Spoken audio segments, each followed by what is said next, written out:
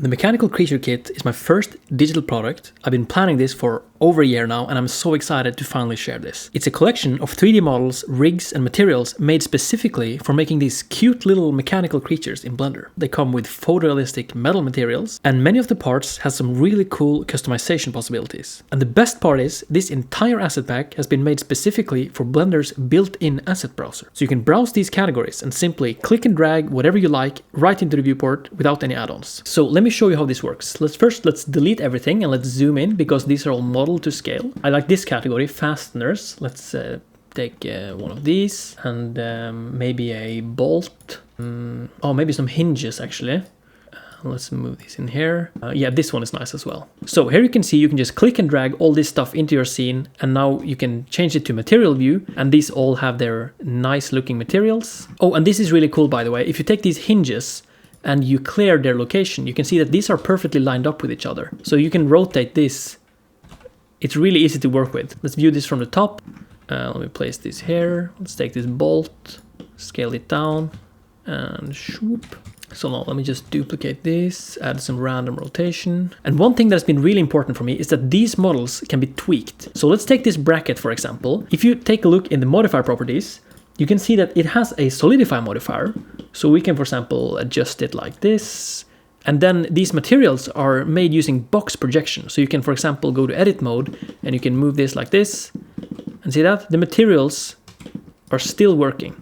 And then all the models can be subdivided, so it can always look smooth in the close-ups as well. So when you're trying out a new model, don't give up on it until you have checked out what modifiers it comes with. For example, here you can see under these panels, for example, take this one. Here you can see these have these bend modifiers on them. So these can actually be bent after you have imported them, which is really powerful. Oh, so this, for example, could be like the armor on the back of a creature or something. Actually, let me just try this.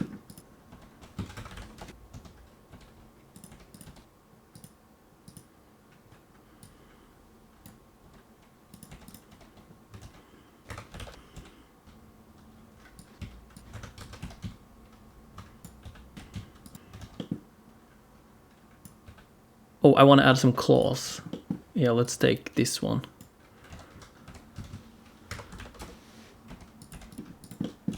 Nice. This is a cute little guy. Maybe we can give him a tail of some sort. Maybe this one. Yeah, this is a little bit cute, I think. So I think adding nuts like this is really good for setting the scale of this creature. I think that's really important. So here you can have like, let's take this one. Yeah, look how small it looks.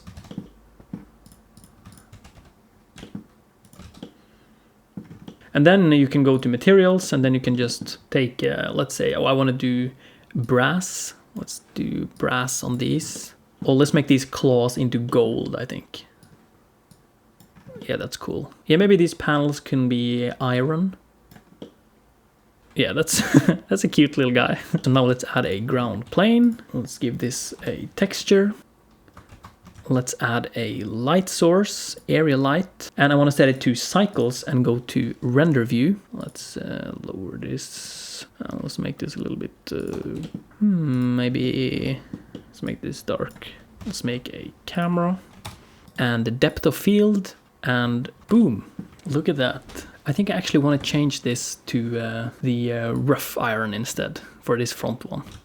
So let's do another one. I like it.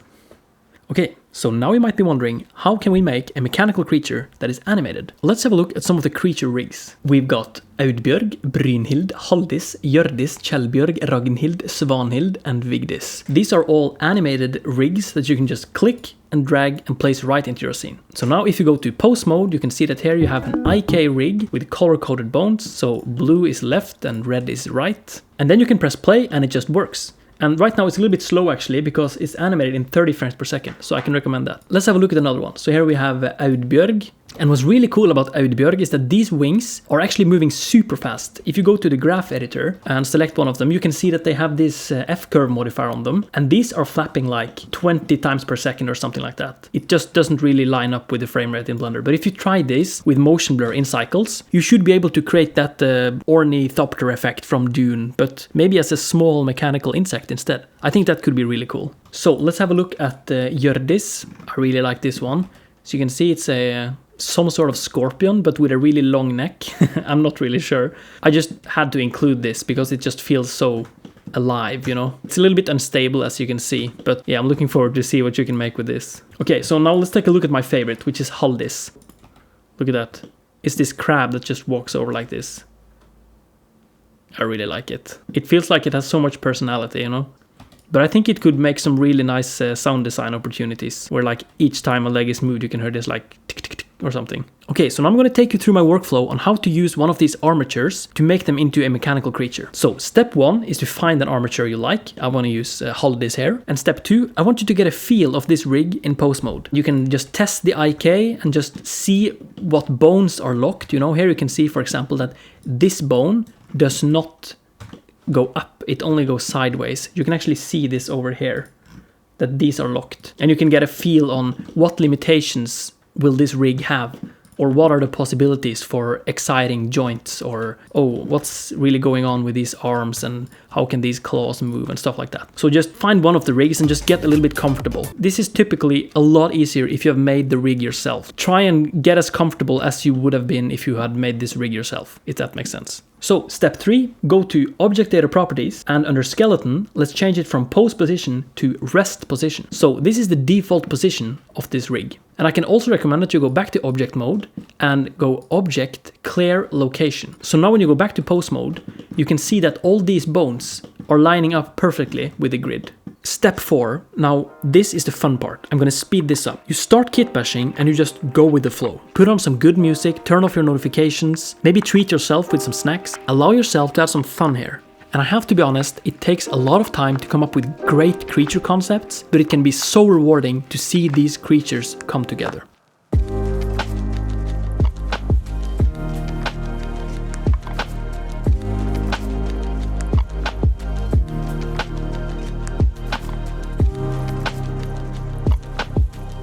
So when you're working with your creature design, make sure your objects are precisely lined up with the bones of the rig. And make sure you double check what direction the bones can be bending. Here you can see I've messed up because this bone is supposed to be going like this. So I'm gonna have to fix this.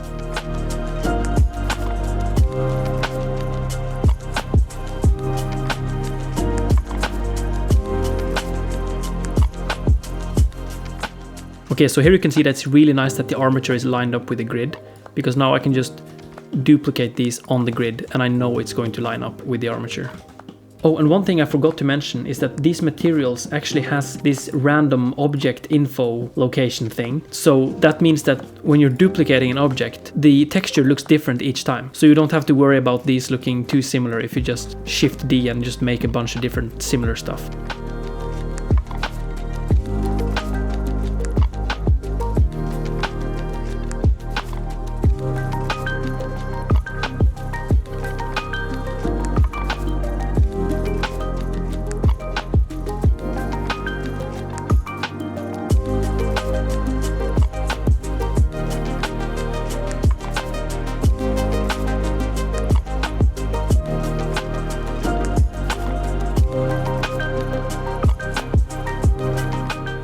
Okay, so when you're done with your creature design, you want to parent these 3D models to the bones. So select the armature and press Ctrl Tab to go to pose mode, and then you select one of the bones so it's highlighted, and then go back to object mode. You select this piece, for example, hold down Shift and select the armature, Ctrl P and parent to bone. So now if you select the armature again, set it to pose position, now you have parented that one object. So yeah, this is a little bit time consuming, but once you get in the rhythm of it, it doesn't take that long actually. A really easy way to check if you're doing it right is you can select the armature and just see, oh, did I get that one right? And then you can quickly enable the pose position as well and see if it works as you intended. Here you can see this is working.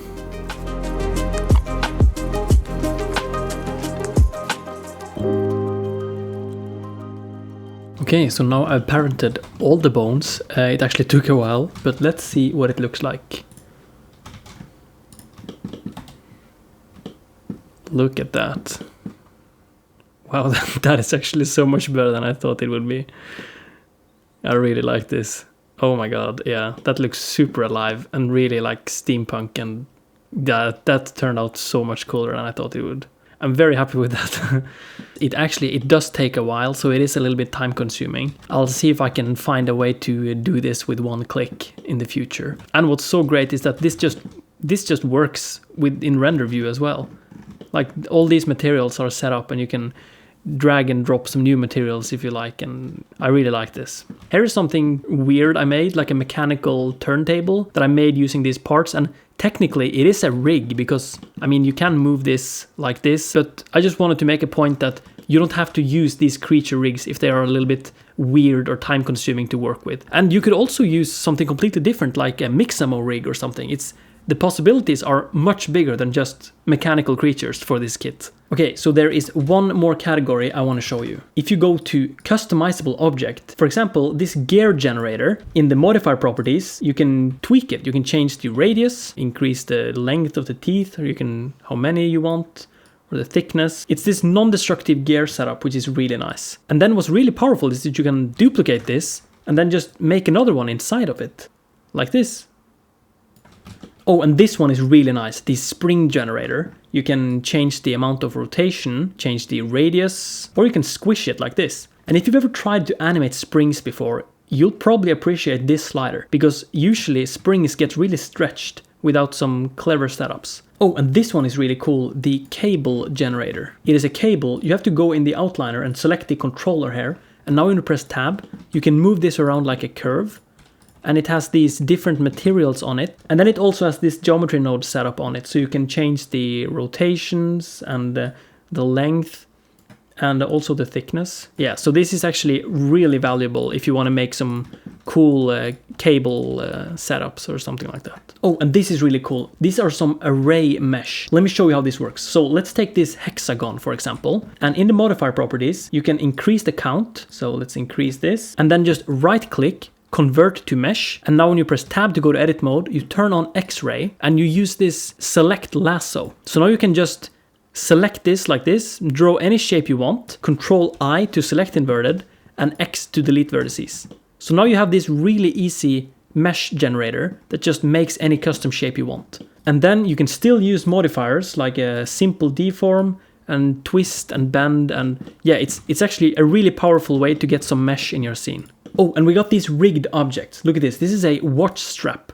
But when you import this, you can't really do anything because it's a collection. You see this icon. So that means that when you import it, you have to open this menu and make sure it's not an instance. So now you can edit this. And the idea with this is that you see this, here you got the controller. So this is basically a rig that follows the curve. And it's really nice because you see this, these are not deforming. These are all hard surface. So this can be really valuable if you want to do some close-up shots. But if you want to do some shots that are not close-ups, I can recommend that you use these ones, which are just regular array. So you can just increase this by a lot, like 50. And then maybe you want to lower the subdivision a little bit. Let's actually rotate this by 90 degrees on the x-axis and apply rotation. And I can make a curve, and I can give this a curve modifier and set it to be this new curve. So now you can move this watch strap on the curve. And this is a lot easier to work with if you want longer curves and watching them far away, and you don't really mind that they're deforming a little bit. So there are a lot more parts here in this pack than I can show in this video. So much cool stuff. So make sure you check out all the categories. Big thanks to Yorgila 3D for helping me with some of the modeling, materials, and the geometry node stuff for this asset pack. We've spent so much time working on this asset pack, so now we're super excited to see what you will create with the mechanical creature kit. It's available today at Blender Market and Gumroad. There's an early bird discount if you're early, and there's a free version if you want to try it out before you buy.